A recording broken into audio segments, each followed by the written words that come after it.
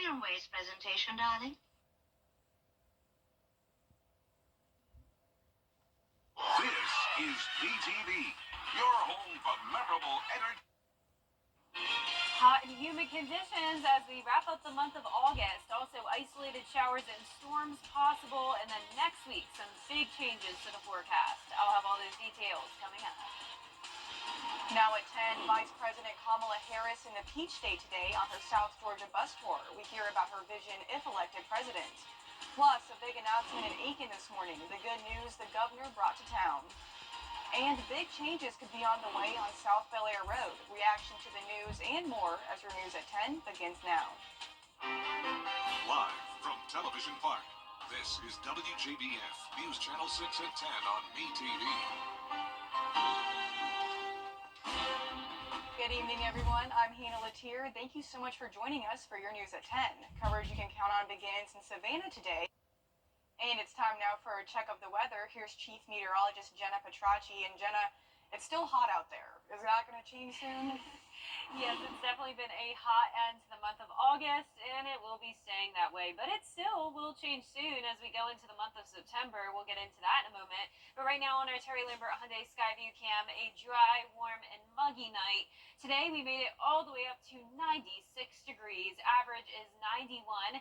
So this time of the year, it's definitely possible that we could see some upper 80s. That average high going down each day. But that's not the case now. We have seen 90s pretty much all week long.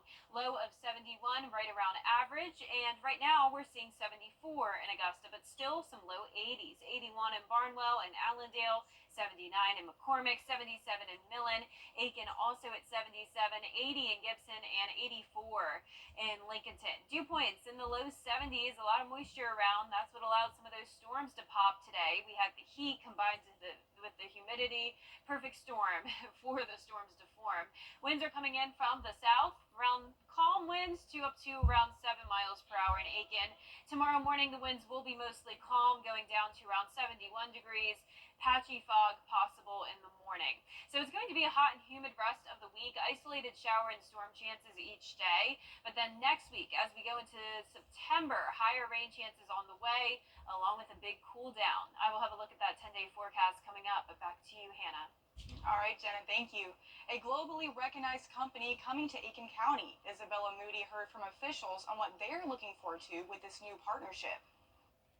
Governor Henry McMaster announcing an $800 million deal with Meta for a new data center that will be coming to Sage Mill Industrial Park. Meta data centers are part of the global infrastructure. The company powers services like Facebook, Messenger, Instagram, and WhatsApp. This will be the first center in South Carolina, along with being the 22nd data center in the U.S. and 26th in the world. This is the largest development we've had in Aiken County since the Bridgestone large tire plant, also at the Sage Mill Industrial Park. So we're very pleased that all these years of effort are coming to fruition. The data center will support 100 new operational jobs and bring an economic boost to Aiken County. They plan to start building the center early next year with the goal of being operational in the spring of 2027. The number of jobs and the tax base that's coming in, it'll be great for all of us. So it's really a win-win. This center in Aiken County will be focused on Meta's artificial intelligence, as well as using 100% renewable energy. Cybersecurity being over at Fort Gordon, that being one of the largest in the world, and having Meta come here, it's just a step in the technology direction that I think it's great for our county. Meta is committed to hiring locally and working with local partners to create and sustain the data center. This area has a lot of knowledge-based workers, and we're not totally clear yet as to what the actual job needs, but if they will stay tuned. If you want to learn more about what job opportunities will be available, you can find that on WJBF.com. In Aiken County, Isabella Moody, WJBF News Channel 6. More Augusta departments want their budget cuts back. The Central Services Department is asking to restore $66,000 in cuts. Last year, commissioners approved a 1% cut for all city departments, but said directors could come back and ask for the money back. Central Services had to do an emergency AC replacement in city buildings. The director says that justifies this restoration request. I think it was a good idea to do the 1% cut, and if we could have gotten through the year without using it, it would have been great. I don't knock the 1% cut. Of course, all my expenses were emergencies, so it was not accounted for. Had I not had those emergencies, we probably wouldn't have came back and asked for the 1%. And commissioners will also consider a $100,000 request from Superior Court and a $2,000 request from the History Museum. The city of Thompson has renamed a street in honor of Master Sergeant Louis Graziano. This morning, National Avenue was renamed in downtown Thompson. Sergeant Graziano was there when the war ended in Europe and worked directly with General Eisenhower. Folks who are a part of the Thompson community came out to support Graziano for his newest honor. And a new commercial development could soon be coming to South Bel Air Road. People who live in the area shared their thoughts with me on the growing area. It's a ever-changing neighborhood, and but Bel Air Road, it's built up quite a bit since I've been here. A developer wants to rezone 6 adjacent parcels on South Bel Air and Colonial Roads from residential and professional to community commercial for retail purposes. They're requesting variances for a bio-retention pond, a buffer reduction for a possible drive-through lane, and conditional residential use for 5 years after rezoning. They were going to do it eventually.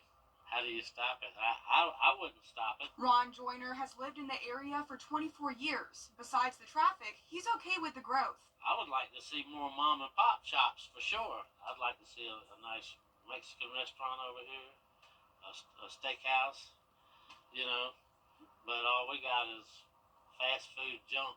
In the application, the developer states if the variances are granted, they will put up a privacy fence, increase landscaping density, ensure rear lighting is away from homes, and use noise control for the drive-through. 85-year-old Ellie Ufrit says her home of 55 years doesn't look the way it used to. Too much traffic out there, and I guess one business after the other. For me, no more. I come from a big city. I like big areas, but not for my time now, you know. For my age, I like to go somewhere quiet. She plans on moving soon, but thinks the growth is good for the younger crowd. The younger people, I was glad when something came while I lived here, you know, so. Yeah. No, it's just, I think I outlived it. Proposal will go to the Columbia County Planning Commission on Thursday, September 5th. Stay with us, how a local veterans group is making a difference in the community next. And we had an update to our drought monitor today, and no surprise that some of our northern counties are now in the first phase of drought. It's been a very dry month of August. Coming up, I'll have a look at when our next chance of rain is. Stay with us. Lambert Hyundai. Low prices, big selection, and committed to quality customer service. Hi, I'm Mary Morrison with this week's community calendar. Want to put your body to the test? Consider signing up for the Marine Mud Challenge. It's coming up September 14th at Fort Eisenhower. The 4-mile off-road course offers more than 30 obstacles, a stream crossing, and lots of mud. To register, go to tinyurl.com/2024 Marine Mud Challenge. And to add your events, log on to WJBF.com, keyword community calendar. Welcome back. Here's a look at our Terry Lambert Hyundai Skyview cam at Washington Road. It is a nice dry night, a little bit of cloud cover, temperatures in the mid-70s here in town, dew point in the low 70s. Temperatures are still in the low 80s in some spots, such as Edgefield, Saluda, right at that 80-degree mark, 81 down in Barnwell and Allendale, and then low 70s over in Sandersville, sitting at 73 degrees. As for satellite and radar, there's the clouds passing by, no rain whatsoever though. We can see we have high pressure overhead, scattered showers and storms to the west of it, and also a lot of moisture down towards the south and the Gulf of Mexico. So this high pressure will continue to have a lot of moisture on the south side of it. So tomorrow, another hot and humid day, along with the possibility of some isolated showers and storms. Here's what your Friday looks like. Patchy fog in the morning, starting out in the low 70s, climbing to 93 in the afternoon, mix of sun and clouds. A lot of us will stay dry, just can't rule out a stray shower or two. South Aiken versus Lakeside tomorrow night, kickoff at 7:30. It will be a warm and muggy start. Temperatures staying in the 80s throughout the duration of the game there in Evans. For your Labor Day weekend, 94 for Saturday and Sunday, just a 20% chance of rain. A bit of a change for Labor Day itself, 40% chance and going down to 92. That's nothing compared to the drop-off on Tuesday, though. So we're going from 94 on Sunday to 84 on Tuesday, and then 83 next Wednesday and Thursday, along with some higher rain chances. So we're definitely going to be ending the month of August on a drier note. Only 2.95 inches of rain recorded at Augusta Busch Field. That's why we're seeing that first phase of drought, because notice August is one of our wettest months on average, but September will be starting out pretty wet with that 50% chance of rain. In the meantime, though, a dry start to your Friday morning with the heating of the day. That's when we could see a few showers and storms pop, but shouldn't be as significant as it was today. Southerly flow ahead of this cold front will slowly but surely be marching its way over towards us. So by Sunday night into Monday, as that cold front gets closer, is when we'll see a better chance of rain. Here's a closer look at home tomorrow at 2 p.m. There's that chance of showers and storms across the metro. Very, very isolated chance. Most of your Friday nice and dry. A dry start to your Saturday with some cloud cover, and then same thing. Possible showers here and there, and maybe some rumbles of thunder and lightning on your Saturday, but no widespread severe weather outlook by any means. Lows tonight will be in the low 70s under that patchy fog. Highs tomorrow will be in the low to mid 90s. And here's a look at your 10-day forecast. Going down to 84 on Tuesday, and it won't just be a brief cool down. It actually lasts all the way through next weekend, maybe even beyond that. So we'll see a lot of days ahead of only low to mid 80s. But unfortunately, with the cooler temperatures, it does come with the cloudy skies and the rain. I know a lot of us probably want the sunny skies with the 80s, but you know, we'll take what we can. Yeah, honestly, I'd be okay with the lower temperatures. If there's a little bit of rain, I'll survive. I am sure a lot of people. Yeah. Well, thank you so much, Jenna. A local veterans group pitching in to clean up Westside High School. After complaints from parents, Veterans for Clean Water got to work to clean the sidewalks near the school. They teamed up with the Marshal's office for the project, and around 20 veterans took part in the event. High schoolers from Westside were walking into traffic, and this is a very heavily traveled road, and it was very dangerous. So they asked me if I could get some people together to volunteer to come out and clear this, and within 48 hours, we're here and it's being knocked out.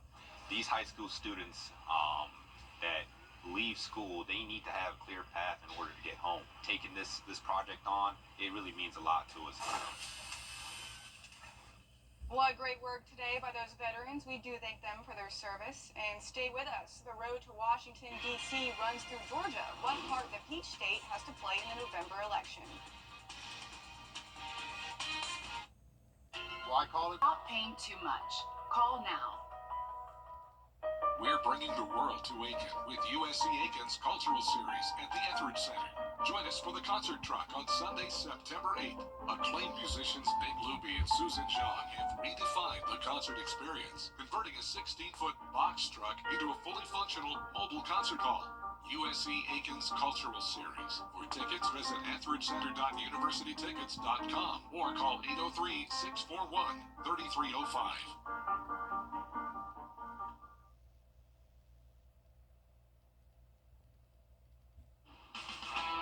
Now, WJBF sports coverage you can count on.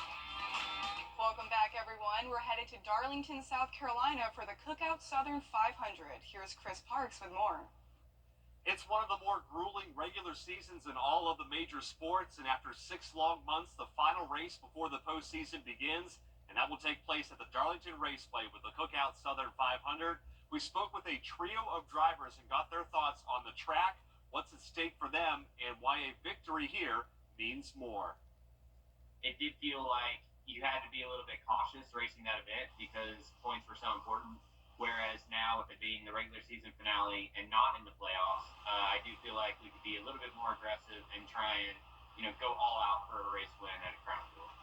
Basically, I need to portray the best race that I've ever had in my career to make the playoffs, and I don't say that from a desperation mode. I say it as I'm confident in our team and our ability. I really admire the Southern 500 and have always really loved that race. I think it's one of the coolest races on our schedule. More than anything, outside the points and all that, I'd really just like to go and try to add my name to that list.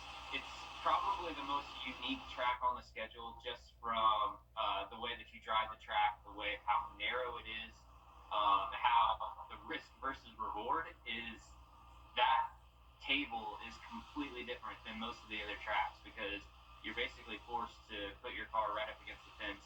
And many drivers in the field will earn those Darlington stripes, as they call them, through the 367 laps. The top 16 drivers will advance to the playoffs and will crown a regular season champ as well under the lights in the PD. The Southern 500 will begin around 6 p.m. on Sunday night. The death of a loved Augusta Convention Center. Admission and parking are free and open to the public. Visit srs.gov for more information. And last but not least, Butter is back in Indianapolis, Indiana. Butter is a fine arts fair that puts Black visual artists on display. Claire Curry shows us the third year of this event. Photographers, painters, and sculptors are putting together the final touches ahead of Butter, a fine arts festival highlighting Black artists here in Indianapolis and across the country. What we have here is about 560 horses of LS fuel-injected power. With more than 60 artists contributing, all types of mediums are on display. Watch out now. Including Amani Trainider's passion and a new addition this year, cars. You got it. It's going to drop right in. I build and design resto mods. So a resto mod is an older, classic, or antique vehicle with newer, up-to-date technology and drivetrain.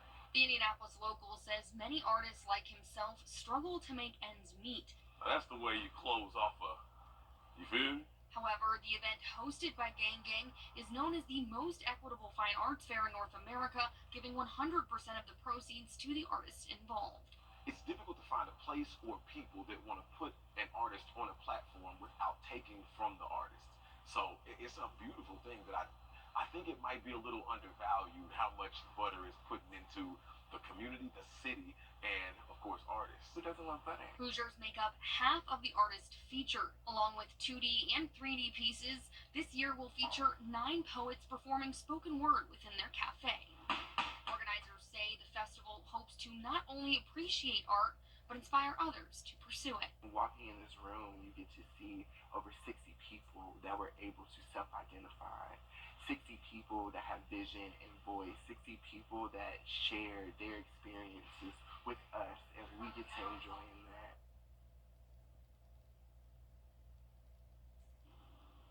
So talented. And that's not what I was expecting from that story either. I thought... Yeah. It's really cool. It is. I just thought it'd be like great. I'm just a little confused, but I mean, I love it, and we should do something like that here. yeah, it was. I love art, so same. Love to see something like that. Our 10-day forecast showing just a 20% chance of rain Friday through Sunday, high of 94 each day. Then for Labor Day, going down to 92, 40% chance of rain. Clouds and rain and some cooler temperatures taking over throughout the middle of next week, and those cooler temperatures stick around all week long. Well, the news continues at the top of the hour on WJBF News Channel 6 at 11. And Hogan's Heroes is next here on WTV.